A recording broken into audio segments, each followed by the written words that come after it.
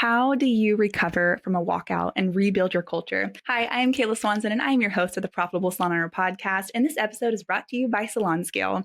Salon Scale is a leading back bar management tool designed to turn the salon back bar into a profit center. Manage back bar formulas, product costs, and inventory right from your fingertips. And today I am hanging out with Cindi Mausehund. I knew I'd mess it up. Hi, Cindi. How are you? Great, honey. I'm wonderful. How are you? I'm doing so good. I literally asked Cindi before we hopped on. I was like, how do you pronounce your last name? And I repeated it 4 times. I'm like, I'm still going to mess it up. I'm worse at names. So Cindi, how do you say your last name? It's Mausehund. Mausehund. Okay, perfect. This is Cindi Mausehund. She is one of our mentors in the academy. She owns a salon in Wisconsin. And I am just so excited to have Cindi on today and to talk about walkouts, because I know that can be a really hard topic. As some of you have maybe been through one, or maybe you want to avoid one. We're going to talk all about that and what has led to the walkout. So Cindi, first, tell me a little bit about yourself, tell me about your salon, how long you've been in the industry. Tell me about your life. Okay, thank you. Our salon has been open for 25 years this year, so we're celebrating our 25th year in September. And I started at the salon, literally, I think, through 2-3 months after it opened, and worked as the sales desk, and then went to school for nails, and it was a nail tech, and then worked up into management, and then bought in. And so now I have Holly Fox is my business partner, and been 25 years, and we have roughly right around 16 team members now. Wow, that's so crazy. That's 25 years. That's a long time. That's like a quarter of 100 years. That's a quarter of a century. Yeah. That's a long time to be building a business. I know you've been through a lot of ups and downs and things like that. So you were telling me, so you guys just had a walkout last year, right? Yes. Yeah. It was started in February. We lost 8 people over the course of like 4 to 5 months. Wow. So it was like a trickle out. It was like a slow, like people just kind of like a snowball effect to like have everybody leave. So after you lost 8 people, how many people were you left with? We literally only had 4 stylists, and we have 11 stations. So, it felt like a ghost town in the hair department, and the majority of the people were stylists. We did lose, a couple estheticians at the time also. So, it was, the salon was very, very quiet. Yeah, no kidding. Now, how did that start to affect, did it affect other things like guests and things like that? Did it affect your salon in a big way? Oh, definitely. We actually had to change our hours, because when you only have one person working in the morning, people walk in and they were all like, wow, it's really quiet in here. And, where is everybody? And, that comes with a whole set of different things that are going through their head then. Why are they not busy? And, why is nobody here? So we did condense our hours, so that way we closed on Sundays, and just shortened some of our Mondays and on Saturdays. And that allowed us to bulk up, when our schedules when we were open. Yeah. Wow. And so now you just said you have 16 team members now? Yes. Wow. And we have roughly 11 stylists. So that department is, I think we have a stylist for every station. So our next goal is to double shift, but we'll get there. Yeah, for sure. Well, that's really cool. So if you're listening, and so you had a walkout started last February for about 4 months. You ended up with only 4 stylists, and now you have 11 and 16 team members. And I think that's really cool. It's such a big thing. I know when you have a walkout, we have had in the academy, so many people have walkouts in their salon to different degrees, where they all walked out, and trickle effect, all those things that happen. And sometimes I know it can feel really scary. And so Cindi, talk to me a little bit about what did you guys feel in those moments? Because I want people to be able to relate and understand that they were not alone. In those moments when it first kind of started to happen, what was the environment like? What did you feel? Well, personally, myself, and I can speak somewhat for Holly, because we definitely have talked about this and done a lot of processing over the year. But you feel hurt. You feel anger, betrayal, all the feels, it seems like, because you've invested so much in these people, and you felt like you did everything you possibly could to help support them and encourage them. And you feel like they just took a knife to your heart. I mean, as an owner, that's how we feel, and we take everything so personal. And it was really challenging, to separate yourself. Separate those feelings, because you really have to do that. And, and it wasn't just the feels, that of ourselves. Just think of your existing teammates. They're the ones that, worked with these guys, and they have, they're half their family left. half their friends left. They're having all those feelings that, maybe at a different caliber than you are. And so there's just a lot of emotion and a lot going on. Definitely. Yeah, you have to like feel your own emotions and process it your own way and support with the team that is left and like see and like I know it was like happened over 4 months or just like, okay, who's gonna leave now and how big is this gonna be? And you just have all those things of unknown as it kind of starts to take an effect. And that's huge. So what is this your guys' first walkout in the last 25 years? How many walkouts have you guys had? No, we've had another one. We had a major one that we lost 7 people. And that was several years ago. I would say probably 10 to 13 years ago. Wow. Okay. So yeah, so sometimes I think like what's really cool about big change, well, once you can kind of get there and realize that, sometimes big things that kind of blow up ends up being like the best thing for you. It gives you an opportunity to like look inward and be like, okay, how can I make adjustments and how can I start to shift my perspectives or what went wrong? And so kind of before we dive into kind of how you guys rebuild, what do you think kind of led up to like, what was the kind of happenings and what led to the walkout? I think that this recent one, I know we were really focused on trying to develop leaders in our salon before we developed stylists in our salon.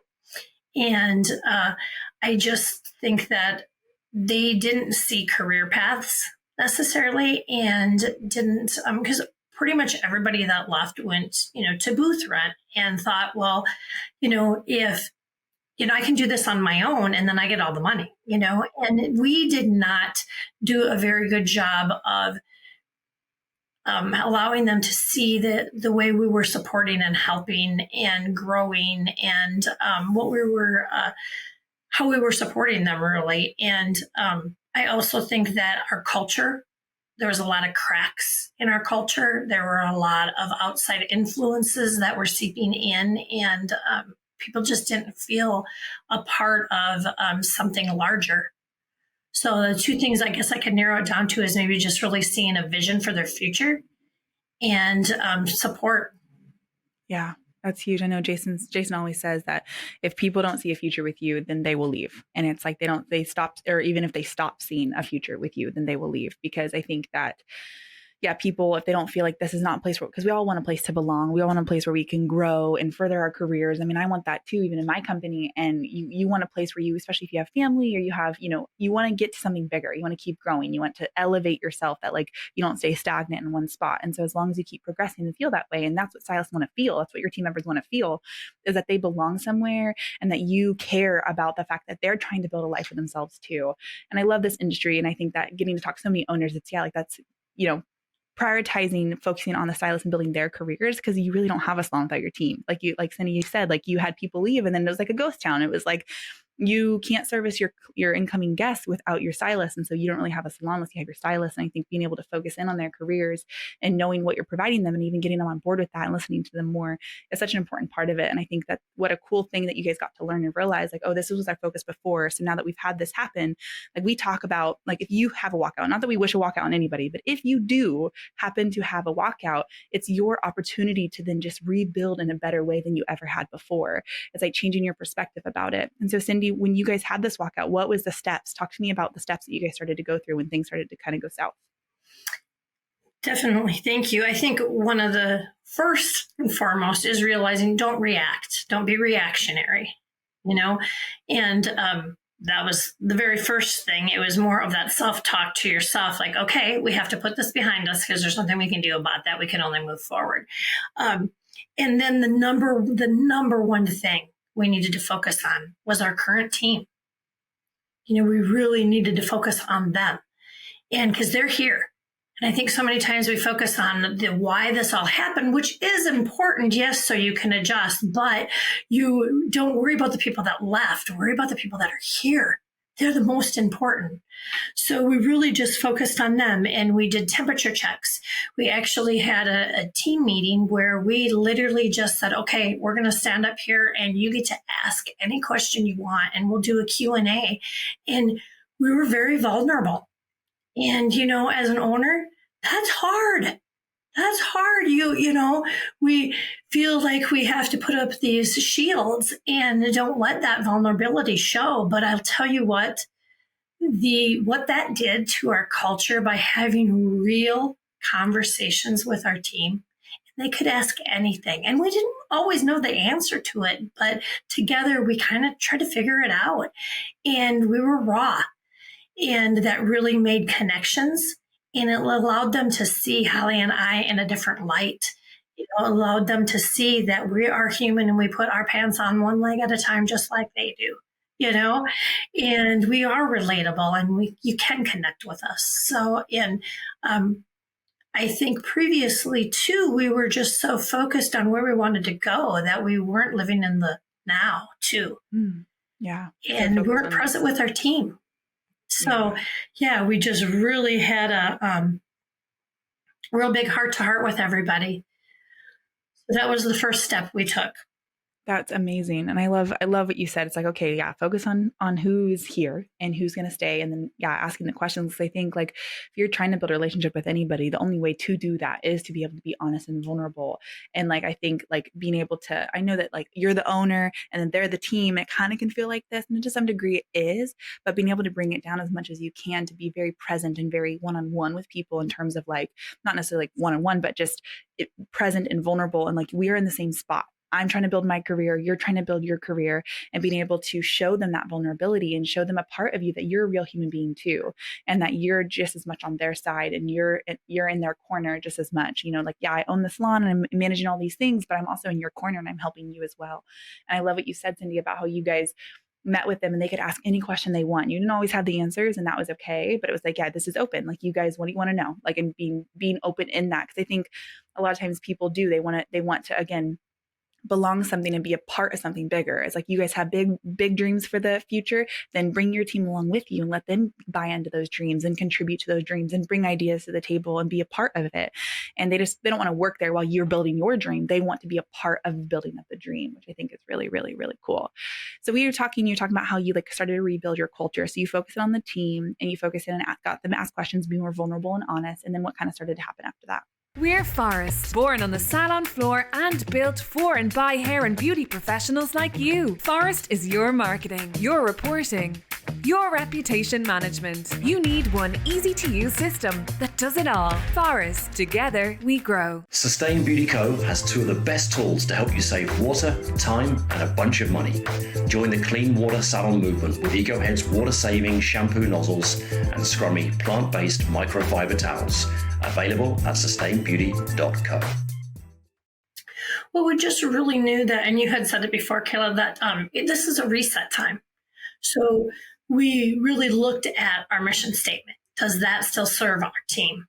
And so as a group, we looked at that. We kind of tweaked it out, and made some changes. And then we created, I realized that I really just asked that question. Do you guys know what Metropolitan stands for? And nobody raised their hand, maybe, and so we collectively created values that we all knew that we stood for. And then the team went through and defined what do those values mean to them? And then how can we make those values apparent to our guests, in that guest experience? And so really, then went into our code of honor, debriefed that. And what we were doing with all of them is we realized that, we were setting that context and, that's what protects us. That's what can create the outside influences from, cracking, your culture.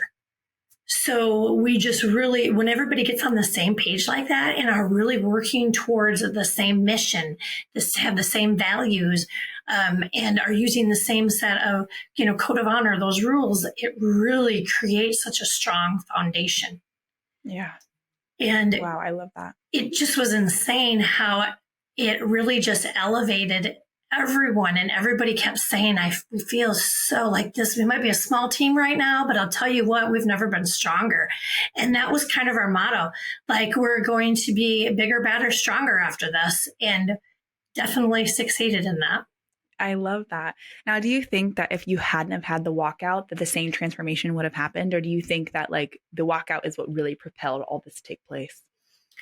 Well, I think that definitely the walkout was what propelled all of this to take place. But I think probably we allowed some like cracks in that context, and we allowed some drama, that shouldn't have been there. We allowed maybe not the right person was in the right position, or even the right person inside the salon. And we, just because someone has worked for you for a long time doesn't mean they're always the right fit. And I think that we were so looking at the big picture that we weren't protecting, what is. And that was really important for us to see that. And no, I don't think we ever would have had something like that not happen. Yeah, which is cool perspective. I know it's easier to look at it like that now when it's like, yeah, it's a year past, like it's been some time now. But it's like sometimes I hope that if you're listening, you realize that sometimes really, really, really big things that happen in your life, whether it's in your business, in your personal life, sometimes things get really, really hard before things get really, really good. And believing in that, like if I think back to my life and all the times that things have gone wrong, I've been through a divorce, I have all these things that have happened in my life. And sometimes the things that go really, and you're like, how on earth are we going to get through this? And you're just like, I don't know. Like, this is the worst thing ever. And if you think about your whole span of life, like hopefully we get to live for 80 years. Like I was looking up the other day, the average lifespan of a human being is 84 years, I think. And so I was like, so on average, we get to live for 84 years. And you are going to have so many things that come up in your life and things that go wrong. And it's just an opportunity that if you can change your perspective and start to look at things that like, okay, this means something really good is about to happen. So let's look in, let's identify the problem, identify what happened and how do we start to move forward. And I think that's a beautiful thing. If you can get in the mindset like, okay, things are going a little whack right now. I'm feeling a little tension right now, and allow yourself to feel the feelings. Don't like say, oh, I have to be positive all the time, because things can happen. So you're allowed to feel bad about it. But realizing that really good things and really good perspectives comes at a time when life just kind of throws you the kitchen sink and you're just like, wow, what do I do now? And just put one foot in front of the other and keep continuing to move forward and look inward of being like, yeah, okay, how? And I love, Cindi, what you said, how you and Holly looked at yourselves and you like reflected on like, okay, where were we at? What's going on with us? Where we, and you said your perspective, you guys were focusing on the future of the salon and not as much on your team. And you realize that there has to be a balance there, and being able to look inward and being like, how, like, because I know sometimes like, oh, well, they're bad, or you can start to blame. And there's probably some of that too, where they had, their own reasons and their own things, but being able to look at yourself in times like that, that's really valuable. And I think that's a really cool thing to think about. So then as you guys started to rehire, how long did you wait to start hiring again? Or did you guys start kind of right away as you guys were doing this? What did the hiring process look like? Well, we wanted to start hiring right away, but we realized that we needed to be very intentional and not just hire warm bodies like we have done in the past. And I certainly don't mean to do any disservice to people that have worked for us, because we've had amazing, wonderful humans, not just warm bodies. However, just very intentional on what type of person do we want working in our salon and spa? What type of person does our team want? So as a team, we asked that and just created avatars. Like, who do you want to work with? What does a level 1 stylist look like? What do they do? Where do they hang? What do they do in their free time? What attracts them? What kind of music do they listen to? Like, everything about them. What does a level 3 stylist look like? And then, so on down the road. For estheticians also, we did that in both of those departments, and really got intentional on who we were trying to target in our hiring process and our recruitment process. Wow. That's huge. And I love that. Like, in even asking like, yeah, like sometimes you're like, oh, I got to feel like we're slow, or we need to hire. Nobody's ready to hire. And then the first person comes in, applies to your job. You're like, you're hired because we need somebody. And we talk about that a lot in the academy of don't just hire people. Like, you want to hire people who are a good cultural fit for not only where you want to go as a salon, but also, yeah, like who will work well with your whole team and the culture you're trying to build. And Cindi, I love what you said there in making sure that like you're intentional about who it is you're hiring. And I love that you ask your team, like, yeah, who do you want to work with? And like, it's okay to have a thick criteria of who you want to hire in your salon, because if not, then you're going to just hire people. And that's when conflicts happen. That's when people aren't as stable because you didn't hire them with intention. Sometimes having a bigger criteria for who you're hiring gives you a very intentional way of hiring. You know who you're looking for. Your job ads are more specific.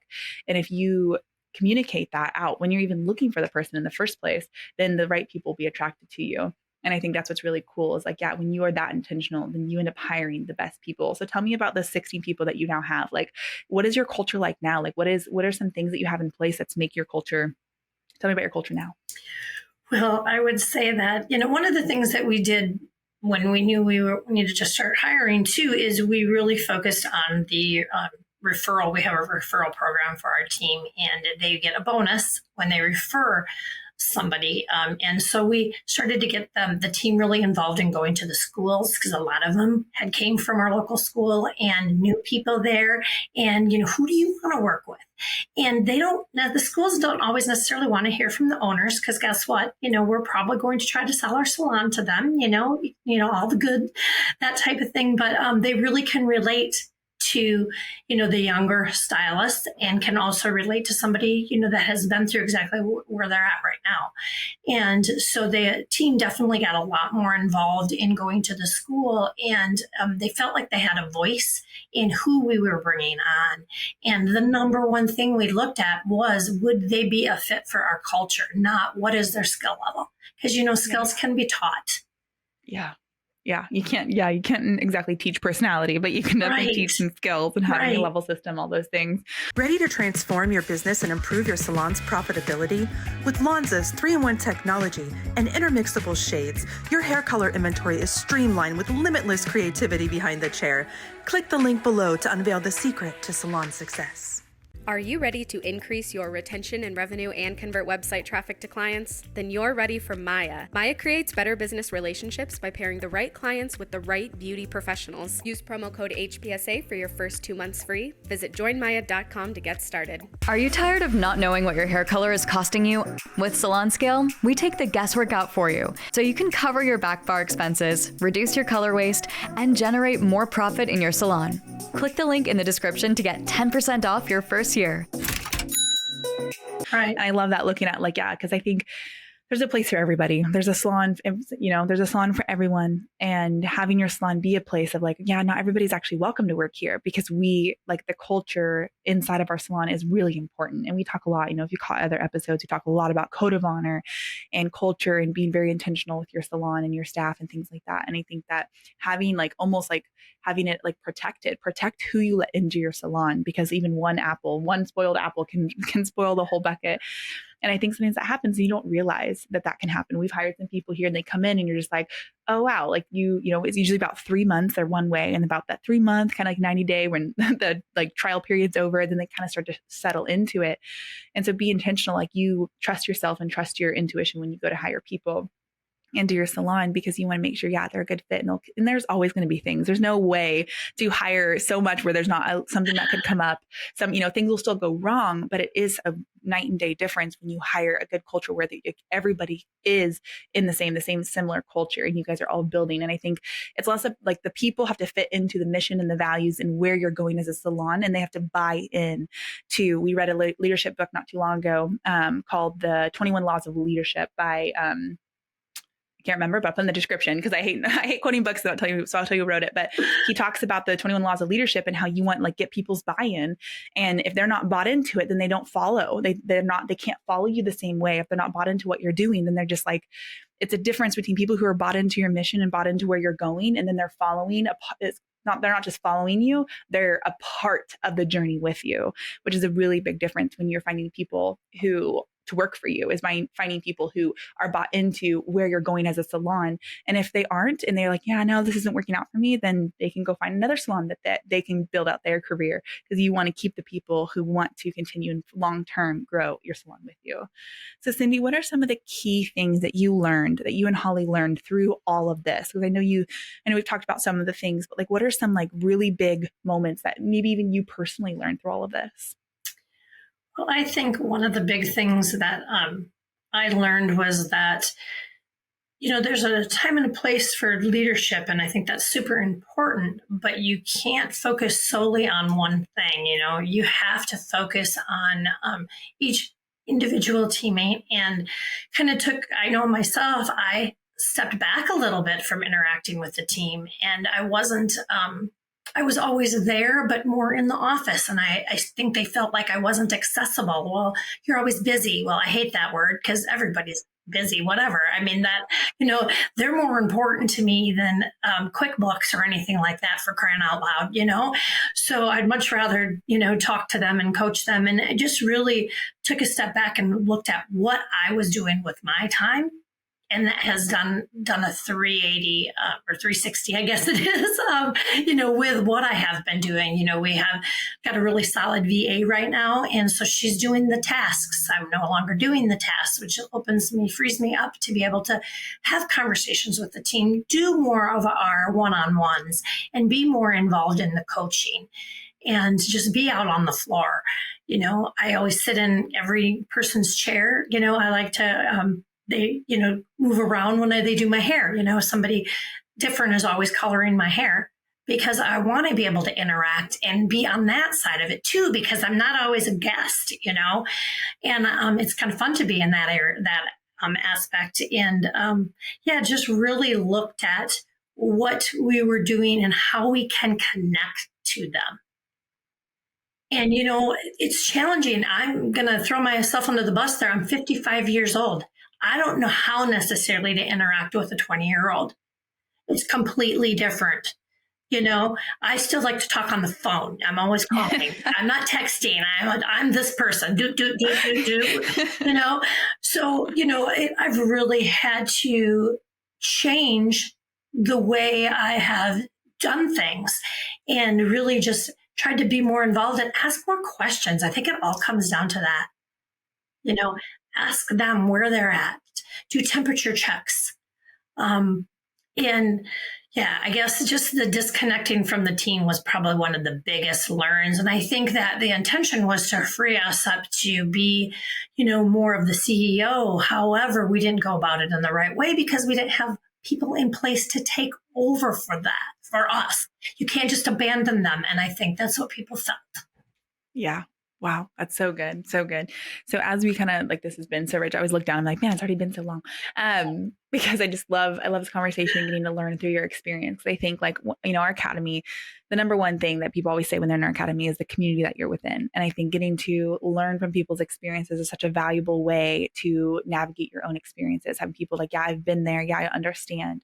And so if you're looking for a community to be a part of where you can understand where, listen to other people, how they went through it. We've had many people go through walkouts, have all sorts of things happen. We've had salons who have flooded and all sorts of things that have happened. And sometimes the value in that is realizing how much you can learn from the experience that people went through, and they can help to grow you in that. And so if you are looking for a community, do check us out, because that is our number one thing about the academy is the community within it. Hundreds of salon owners who just go to bat with each other, and they're like, okay, this is what's happening. What advice do you have? Which I think is really huge. So thank you, Cindi, for being so vulnerable even on here and sharing your story and your experience about it. And I'm so glad that you guys have been able to rebuild and go even stronger and have 16 teams. That's amazing. So tell me a little bit. So as we're kind of wrapping up, I would love to give advice to the people out there, whether they've had salon owner, whether they've had a walkout or not, where would you tell them to kind of take away from this, to walk back into their salons and the things that they should really focus on? What advice would you give them? I'd say to just really stay connected to your team and let them know how much you're there to support them, and how, their successes are your successes. And just really, it's just crazy how, you think that they know those things, but they don't. They don't necessarily know that you're always there for them. You're their cheerleader. I want to serve them. And however I can do that, I'm always there for them. And that's probably the number one thing that they need to know, is that I got your back always, every day. Yeah. Especially coming in and out of school, you're entering the industry. A lot of people kind of get hired in and they're they don't really know a lot. There's a lot to learn. There's a lot to be understood. And they do look at you as the owner of okay, well, you've been in the industry. You're my employer. You have the answers. You can support me. They choose commission because they want to be supported by, that's when people go into that. They want to be supported by other stylists and be a part of something. And I think realizing that, yeah, people are coming in, they look at you you have more of the answers and you can help to lead them. But if they feel that disconnect with you, then that's when they start to be oh, well, maybe this isn't the place that I want. And they'll start to look outward and see okay, who is going to support me in this? And then they leave, and then they walk away, and then they're we're going to go find it somewhere else. And sometimes it's just because you don't catch that that's what's happening. And you may think, and I think a really cool thing that comes to my mind, I want to make sure I say, is Sometimes you can think that you have the best relationship with somebody and you think like, oh yeah, it's going great. But if you're trying to have a relationship with somebody in the way that you want to have a relationship with somebody and not take into consideration, how do they want to receive a relationship? Like, how do they receive love? How do they receive communication? How do they hear? Because there's always what was said, what was heard, and what was meant. And if you don't like kind of step back and like, yeah, like you said, Cindi, ask more questions, because if you were just like you can lead a relationship with somebody, but if you don't stop to like listen and observe and like, okay, how are they receiving this? Because people can tell you anything. They can tell you to your face, oh yeah, this is great. And they can be so nice to you. And you can think, and then they walk, and then there's a walkout and people leave and you're like, wait, I thought everything was good. And it's because you were so focused on, I'm leading the way I want to lead. And that's what's going great. And like, I'm a good leader. I'm doing great. This is awesome. People are happy. We have all these things are going well. But if you don't stop and ask more questions, be like, okay, well, what do you need? What do you need that I can give you? Not just like, hey, here's what I'm giving you. Take it. Are you happy? And being more aware of how they receive love. We did the we've done like the love language tests and things like that. We have a whole page. Every employee here has like a whole page of like, here's the best way to communicate me. Here's the do's and don'ts of how to communicate with me. Here's my love language. Here's all these things that tell the tale kind of a little bit about who I am. So we can read them. Like all my team members have one. I can read them and be like, wow, I learned a lot about you, of how you do it. And then being able to talk about it and be like, does this resonate with you? What on this page do you enjoy or that you think is more like you? And being able to have those kinds of conversations, be like, how do you want to receive love? How do you receive communication? And even like you said, Cindi, earlier, of like, ask what's going on in their life. Just figure out what's in their world, because you can tell so much about somebody if you just ask them what's going on in their world and how they processing it and how they dealing with it. So Cindi, that is so amazing. I really appreciate you hanging out with me. Do you have anything left that that's come to mind that you want to share with anybody before we hop off? Well, I just think that have fun along the journey too, because that's the one thing that I realized that we were just really focused on, the future, that we weren't living in the present and having fun. If you can have fun with your team and laugh, wow, laughter goes a long way. Yeah, I love it. I love it. We talk a lot about that. You can learn a lot by playing a game with your team. And that is so much of who we are, is have fun, learn by having fun. When we do our destination trainings, not all the time, but most of the time we have a huge game that we all play together, because let me tell you, the amount of things that you learn through playing a game with your team is monumental. It's just huge, because you're right. Laughing and the memories and how you feel, that's what really matters. Cindi, thank you so much for hanging out with me today. I hope you got a lot out of today. If you're looking for a community to belong and have conversations like this every single day, please check out our High Performance Salon Academy. We would love to meet you and hang out with you and have you part of that. So reach out to us anywhere. We're all over the internet. You can find us. And we'll see you next time on the Profitable Salon Owner Podcast. Thanks, Cindi. You've been listening to the Profitable Salon Owner Podcast. Be sure to like, subscribe, leave us a review, and check us out at profitablesalon.com for more episodes, content, and to help you turn your salon into the business you've always dreamt of.